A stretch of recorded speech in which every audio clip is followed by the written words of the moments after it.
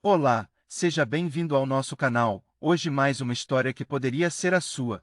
Já deixa seu like, compartilhe e comente sobre este vídeo. Queremos saber sua opinião, ela é muito importante para nós. Sem mais delongas, vamos para a história.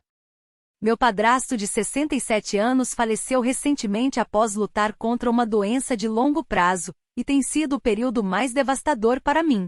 Tenho 24 anos e era muito próximo do meu padrasto. Ele me adotou depois de se casar com minha mãe e foi tudo que eu orei para ter em um pai. Ele era meu melhor amigo, meu treinador e meu mentor. Sua morte é um golpe amargo e ainda estou em choque. Meu pai teve um filho com sua primeira esposa, de quem se divorciou quando o filho, a quem chamarei de Melvin, tinha 12 anos. 4 anos depois, meu pai conheceu e se casou com minha mãe. Eu tinha 10 anos quando ele me adotou.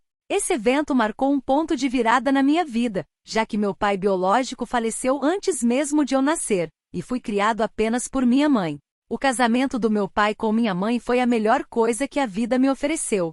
Eu finalmente tinha um pai, e ele me tratava como família. O mesmo não posso dizer sobre meu meio-irmão Melvin. Ele era muito mais velho do que eu, mas isso não o impediu de ser um valentão cruel. Ele não perdia uma oportunidade de me chamar de aproveitador ou de qualquer outro nome desagradável. No início eu contava para minha mãe, mas ela me pediu para dar tempo a ele, já que ele estava infeliz com o novo casamento de seu pai e a dificuldade de se ajustar como filho único. Isso só o tornou mais audacioso e pior. Eu só me sentia seguro quando ele estava na faculdade, pois mal voltava para casa e só ligava quando precisava de dinheiro. Melvin parou de se comunicar comigo depois que se formou e conseguiu um ótimo emprego. Eu achava que as coisas melhorariam entre nós quando ele me incluiu em seu grupo de amigos e me fez contribuir para seu casamento, apenas para me excluir em seguida. Ele fez questão de deixar claro que apenas sua família poderia comparecer ao casamento, então minha mãe e eu não fomos convidados. Ele também retirou meu pai da lista de convidados após uma pequena discussão. Foi muito triste ver meu pai tentando esconder as lágrimas quando Melvin fez isso. Meu pai pagou pela educação universitária dele, o ajudou a conseguir seu primeiro emprego e patrocinou o casamento, mas Melvin sentia que isso não era suficiente. Quando meu pai ficou doente, entramos em contato com Melvin, mas ele nunca respondeu. Tive que ir visitá-lo quando ficou óbvio que a saúde de meu pai estava se deteriorando e ele me pediu para entrar em contato com Melvin. A doença de meu pai consumiu minhas economias e eu precisava de ajuda financeira, pois já não tinha muito e estava endividado porque precisei sair do trabalho para cuidar de meu pai.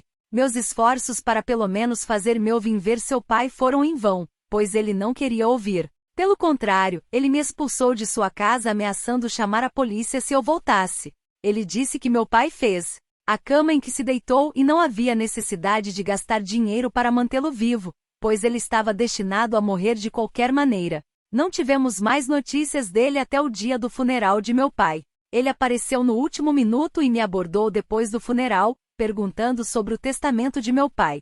Foi preciso toda a minha força de vontade para não socá-lo. Eu o empurrei e me juntei aos outros que vieram prestar seus últimos respeitos. Após o funeral, o executor do testamento de meu pai nos informou que ele havia solicitado que liquidássemos seus bens e os dividíssemos entre seus poucos parentes. Assim, Melvin recebeu $1.000, 2 organizações de caridade das quais ele participava receberam $5.000 cada, 3 parentes receberam $1.000 cada, e o restante foi dado a mim e a minha mãe, com a condição de que cuidássemos de sua irmã mais velha. Melvin ficou furioso quando percebeu que eu tinha a maior parte. Ele ficou furioso, xingou minha mãe e eu, e acusou o executor de conspirar com minha mãe para negar a ele seu direito de nascimento.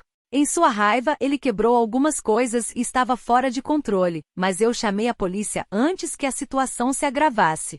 Melvin me ligou depois que saiu, pedindo que eu compartilhasse minha herança com ele. Ele disse que era injusto eu ter ficado com tudo quando não sou filho de seu pai. Eu disse a ele que não faria isso. Eu posso não ser seu parente de sangue, mas meu pai era meu pai, e eu era seu filho. Lembrei-o de suas ações em relação ao meu pai e disse a ele que não era minha culpa que ele se recusou a fazer parte da vida de meu pai e escolheu ser um valentão ingrato e egoísta. Ele continuou tentando me forçar a ceder, mas eu mantive minha posição. Melvin ameaçou contestar o testamento e iniciou uma campanha difamatória contra mim, fazendo com que as pessoas me chamem de idiota por não ceder às suas demandas. Eu sou um idiota nessa situação? Atualização. Fiz uma postagem quase um ano atrás sobre compartilhar minha herança com meu meio-irmão, então acho que você merece uma atualização. Meu meio-irmão tentou contestar o testamento, mas seu caso foi rejeitado, nem mesmo chegou a uma audiência. Ele também perdeu a maioria de seus apoiadores quando descobriram como ele foi horrível com meu pai. Graças à bondade de meu pai, estou livre de dívidas. Investi metade do dinheiro e comecei um pequeno negócio com o restante. Minha mãe e minha tia madrasta estão bem, e eu também estou. Ainda sinto falta de meu pai, mas sei que ele está descansando em paz. Mestre, deixe aqui sua opinião falando se fui correta em minhas posições. Sua opinião é muito importante para mim. Obrigada.